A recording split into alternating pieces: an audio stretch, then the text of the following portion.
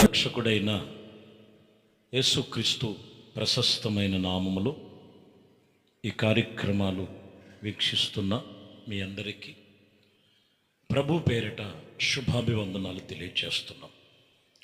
యెషయా గ్రంథము 52వ అధ్యాయము 13వ వచనాన్ని చదువుతున్నాం. ఆలకించుడి, నా సేవకుడు వివేకముగా ప్రవర్తించును, అతడు హెచ్చింపబడి ప్రసిద్ధుడై మహాగణుడుగా ఎంచబడును. ఈ వాక్యములో వివేచన కలిగి, వివేచన ప్రవర్తన కలిగి దేవుని యందు నడవబడిన వారుగా ఉంటారో వారిని హెచ్చింపబడటమే కాదు, ప్రసిద్ధుడై మహాగణుడుగా ఎంచబడును. ఈ వాక్యములో ఘనులుగా ఎంచబడాలి. ప్రభువుని నమ్ముకొని బలహీనుణ్ణి, శోధనలో ఉన్న, కష్టములో ఉన్న, ఇరుకులలో ఉన్న అని కొన్నిసార్లు ఘనహీనమైన కొన్ని పరిస్థితులు చెప్తూ ఉంటారు. ఇక్కడ ఘనహీనముగా కాదు కానీ ఘనమైన వారుగా, మహాగణులుగా ప్రసిద్ధి చెందబడి హెచ్చించబడిన అనుభవాల మధ్యలో వారు నడిపించబడాలి. చూడండి, సమూయేలు, మొదటి సమూయేలు గ్రంథములో 9వ అధ్యాయములో 6వ వచనం ఉంటుంది. సౌలు తన తండ్రి గాడిదలు పోయినవని ఎత్తుక్కుంటూ వస్తూ ఆ ప్రాంతానికి వచ్చాడు. వాడు, ఇదిగో ఈ పట్టణములో దైవజనుడు ఒకడున్నాడు, అతడు బహుఘనుడు, అతడు ఏ మాట చెప్పునో ఆ మాట నెరవేరును, మనం వెళ్ళవలసిన మార్గము అతడు మనకి తెలియజేసిను ఏమో అని అతని యొద్దకు వెళ్ళమని రమ్మని చెప్తున్నాడు. ఇక్కడ మీరు గమనిస్తే ఆ పట్టణానికి వచ్చినటువంటి పరిస్థితుల్లో ఈ పట్టణములో ఇదిగో ఒక దైవజనుడు ఉన్నాడు, అతడు బహుగనుడు. ఆ దైవజనుడు బహుగనుడు. అతడు ఏమి చెబుతాడో ఆ మార్గము, ఆ మాట నెరవేర్పు జరుగుద్ది.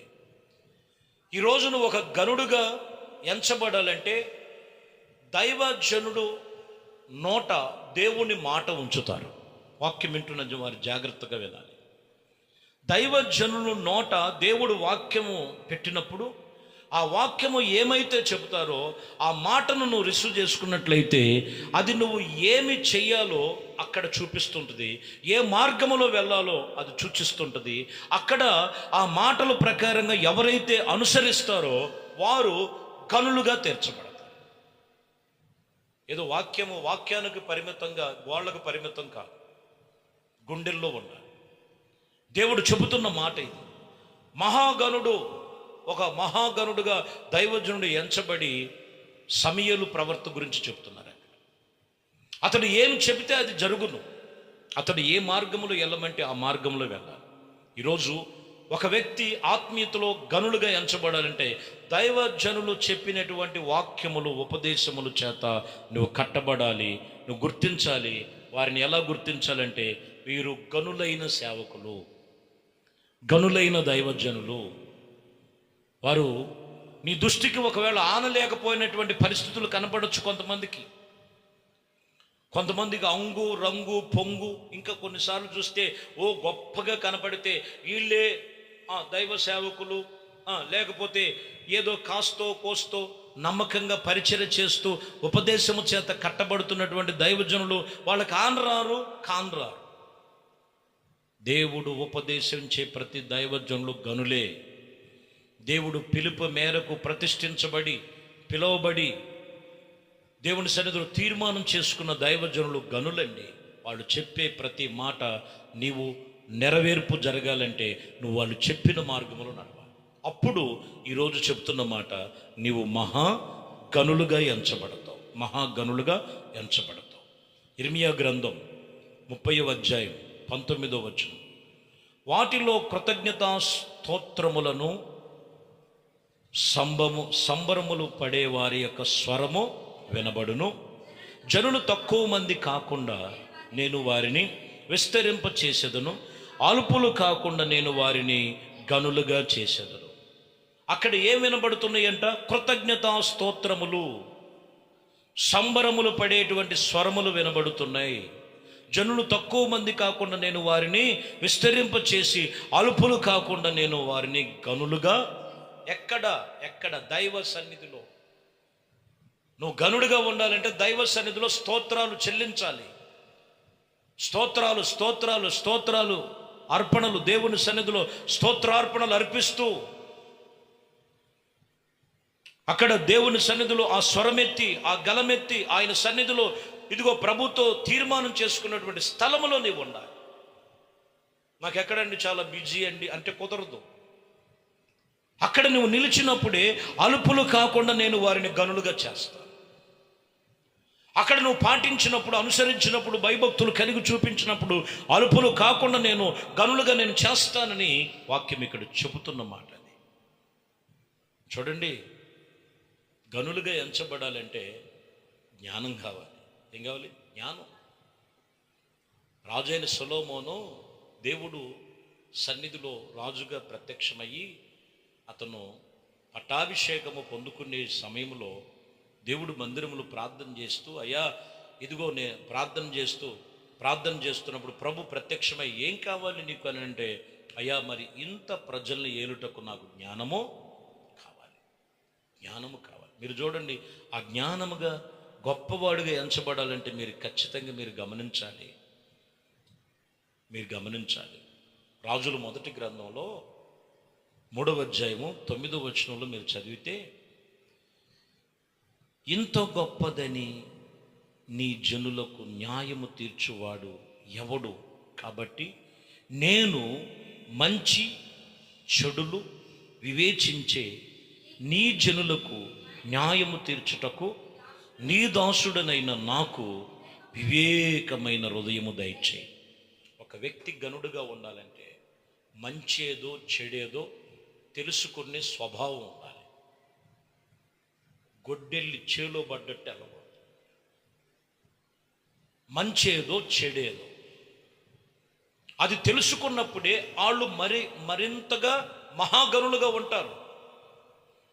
మహాగనులుగా ఎంచబడటానికి సొలొమోనులో ఉన్నటువంటి మొదటి భాగం ఏంటంటే, ప్రభువా మంచి చెడులు తెలుసుకొనటానికి నాకు వివేచన దయచేయి, వివేకము కలిగిన హృదయము నాకు దయచేయి.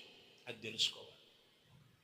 మంచేదో తెలియదు, చెడ్డేదో తెలియదు, అంత కలగలిపైపోయి ప్రభు సన్నిధికి వచ్చి ప్రార్థన చేసి దేవుడితో నడుచుకొని తిరిగి మరలా చెడ్డ వాటిలో దుష్కార్యములతో దుష్ట సాంగత్యముతో వారు నడుస్తూ ఇది వీళ్ళు గనులుగా ఎక్కుతారా? తీర్మానం చేయి. అదే ఉపదేశం. మంచి చెడులు తెలుసుకునే వివేకం కలిగి ఉన్నప్పుడే వాడు మహాగనుడవుతాడు. మొదటి యోహాను పత్రికలో 4:1 వచనం చదువుతున్నాను. ప్రియులారా, అనేకులు అబద్ధ ప్రవర్తలు లోకములో బయలుదేరి వెళ్ళి ఉన్నారు.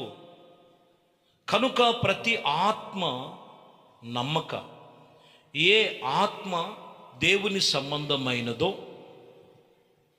వారు ప్రతి ఒక్కరు కూడా పరీక్షించుకోవాలి. యోహాను మొదటి పత్రికలో 4లో మొదట్లో మనం చదువుతున్నాం.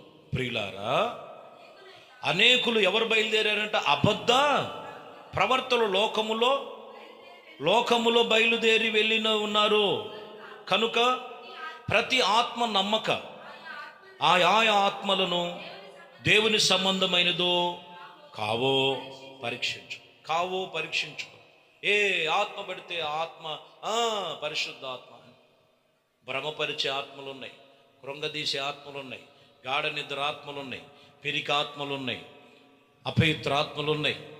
ఇదిగో ఇంకా నేను బలహీనపరిచే ఆత్మలు ఉన్నాయి, భ్రమపరిచే ఆత్మలు ఉన్నాయి, ఎన్నో రకాలైనటువంటి లోకములో ఉన్నాయి. అవన్నీ కూడా నమ్మక భ్రమపరుస్తుంటారు. బయలు వెళ్ళారంట కొంతమంది బయలుదేరారంట. ఇంకా మీరు చెప్పవసరం లేదు. ఇది మీరు ఏం చేయమంటున్నాడు ఇక్కడ? ఏ ఆత్మ దేవుని సంబంధమైనదో కాబట్టి మీరు పరీక్షించుకోవాలి. పరీక్షించుకున్నట్లయితే వారు దేవుని రాజ్యములో ఉంటారు. వారు దేవుని సన్నిధిలో వివేకము కలిగి ఉంటారు. వారు దేవునితో నిబంధన కలిగి ఉంటారు. ఏ ఆత్మ పడితే ఆత్మ అది దేవుని ఆత్మ కాదు. చాలా జాగ్రత్త. వెలుగు దూత కలిగిన ఆత్మ ఉంటుంది. వెలుగు సంబంధమైనటువంటిది ధరించుకొని చాలా జాగ్రత్తగా గమనించి ఏ ఆత్మ దేవుని యందు దేవుని సంబంధమైనదో వారు పరీక్షించుకొని ఆత్మ సంబంధముగా వారు నడిపించబడాలి. అప్పుడే వారు మహాగణులుగా ఎంచబడతారు. అపోస్తుల కార్యములో 17వ అధ్యాయములో 11వ వచనం చదువుతున్నాం. 17-11. మీరు దశలోనిలో ఉన్న వారికంటే గనులై ఉన్నారు గనుక ఆసక్తితో వాక్యమును అంగీకరించి పౌలును శీలను చెప్పిన సంగతులు అలాగ ఉన్నాయో లేవో ప్రతి దినము లేఖనములను పరిశోధించుచూ వచ్చను. ఇదిగో దశలోనిలో ఉన్న సంఘములో ఉన్న వారి కంటే గనులుగా ఎంచబడటానికి గల కారణం ఏంటో తెలుసా? వాక్యము బోధిస్తున్నప్పుడు ఈ వాక్యాలు వింటున్న ప్రతి ఒక్కరు కూడా ఇది దేవుడు వాక్యమా కాదా బైబిల్ తీసి నువ్వు పరిశోధన చేయాలి. అసలు వాక్యం ఉందా లేదా ఇందులో? వీళ్ళు చెప్పేది వాక్యాలా కాదా? అక్కడ ఉన్నటువంటి సంఘస్థులు పౌలు శీలలు వారు ఆ సంగతులు బోధిస్తున్నప్పుడు ప్రతి దినము కూడా లేఖనాలు పరీక్షిస్తూ వచ్చారు. బోధ వింటున్నారు ఆదివారం, వాటిని చక్కగా రాసుకొని వాటిని పరిశోధన చేసి అది వాక్యము ఉన్నది, ఆ వాక్యమును ఉపదేశిస్తున్నారు. నాలో ఉన్న లోపమును నన్ను నేను సరిచేసుకోగలిగితే ఆ వాక్యము చెబుతున్నటువంటి సత్యం ఏంటంటే ఇదిగో మీరు గనులుగా ఎంచబడతారు, ఘనమైన సంఘముగా ఎంచబడతారు, ఉపదేశ క్రమములో ఉంటారు. చాలా జాగ్రత్తగా గమనించాలి. వాక్యములు అన్ని చోట్ల వినబడుతుంటాయి, వాక్యములు అన్ని చోట్ల కనబడుతుంటాయి. ఉపదేశించాలి. ఉపదేశమును కింద మనం ఉండాలి. ఆ ఉపదేశము వర్షము వంటిది. ఆ వర్షము పొలము మీద పడినప్పుడే ఆ పొలము దున్నబడుతుంది. ఆ దున్నబడిన పొలములు విత్తనములు జల్లబడుతుంది. ఆ విత్తనములు జల్లబడిన తర్వాత మొక్కై వస్తుంది. ఆ మొక్కై పైరై ఇదిగో పంట చేతికొచ్చి ఫలాలు అనుభవించబడతారు. దేవుడు వాక్యం చెప్తున్న మాట కూడా అదే. ప్రియమైన దేవుని బిడ్డలారా, మరి వాక్యము యొక్క పరిశోధనలు మీరు ఉండాలి, లేఖనాలు పరిశోధనలో ఉండాలి. అప్పుడు మీరు మహా ఘనులుగా ఎంచబడతారు. వాక్యము జాగ్రత్త. ఈరోజు ప్రభు చెప్తున్న మాట, మీలో తక్కువ మంది కాకుండా మహాగణులుగా ఎంచబడాలంటే ఒకటి, చెప్పినటువంటి విషయములో ఇదిగో ఏది మంచో ఏది చెడో తెలుసుకొనటానికి నీవు పరీక్షించుకోవాలి. మీలో ఎప్పటికప్పుడు కృతజ్ఞతాస్తుతులు చెల్లించే దేవుని సన్నిధిలో దేవుని మందిరములో ఉన్నట్లయితే అల్పులైన వారిని గనులుగా చేస్తారు. 3, మీరు గమనించినట్లయితే ఏది అబద్ధమో ఏది నిజమో తెలుసుకో. అబద్ధ ప్రవర్తలు లోకములో బయలువేరి ఉన్నారు. ఏది ఆత్మ సంబంధమైనది, ఏది అబద్ధమైన సంబంధమైనది. ప్రతి ఆత్మ నమ్మక ఏ ఆత్మ దేవుని సంబంధమైనదో నువ్వు తెలుసుకోవాలి. చివరిగా ఆత్మతో వాక్యము జాగ్రత్తగా పరిశోధన చేసి వాటి విషయములో లేఖన పరిశోధనలు చేసినప్పుడు నీవు గనులుగా ఎంచబడతావు. ఇదే దేవుడు నీతో చెబుతున్న ఉపదేశ క్రమం. అప్పుడు యేసుక్రీస్తులో అల్పులైన వారిని గనులుగా చేస్తాడు. గనులైన వారిని మహాగనులుగా చేసి ప్రసిద్ధి చెందే అనుభవాల్లోనికి ప్రభు నడిపిస్తాడు. దేవుడు మిమ్మల్ని, మీ కుటుంబాన్ని ఆ రీతిగా ఆయన కృపలో, ఆత్మలో, పరిశోధనలో, లేఖన పరిశోధనలో, ఆత్మీయతలో, సంఘ సహవాసములో స్థిరపడి గనులుగా ఎంచబడుదురుగాక. ప్రార్థన. పరిశుద్ధుడా, ప్రేమ కలిగిన తండ్రి, దయగలిగిన మా ప్రభువా, మీ శ్రేష్టమైన పరిశుద్ధ నామమును బట్టి మీకు స్తోత్రాలు. ఈ ఉదయకాలము మీ వాక్యం వింటున్న ప్రతి ఒక్కరిని ఏ విషయంలో అలుపులుగా ఉన్నారో, ఏ విషయంలో బలహీనులుగా ఉన్నారో, ఏ విషయంలో లోపము కలిగి ఉన్నారో, ఏ విషయంలో శాపాల మధ్యలో పడనివ్వకుండా అల్పులైన వారిని గనులుగా చేస్తానని ప్రసిద్ధి చెంది మహాగనులుగా ఉండటానికి ఏది మంచో ఏది చెడో వివేచన కలిగిన మనస్సు మీ బిడ్డలకు దయచేసి అట్టి రీతిగా ఇదిగోనైనా కృతజ్ఞత కలిగి మీ వాక్యమును యందు అయ్యా మరి మీ సత్యమును తెలుసుకొని వాటి ప్రకారంగా నడుచుకునే కృప ప్రతి ఒక్కరికి దయచేయండి. ఘనత, మహిమ, ప్రభావాలు మీకే పొందుకోమని నజరేయుడైన యేసుక్రీస్తు నామములో ప్రార్థించి వేడుకొనుచున్నాము తండ్రి. ఆమేన్. ప్రభు మిమ్మల్ని దీవించి గనులుగా ఆయన కృపలో స్థిరపరచబడుదురుగాక.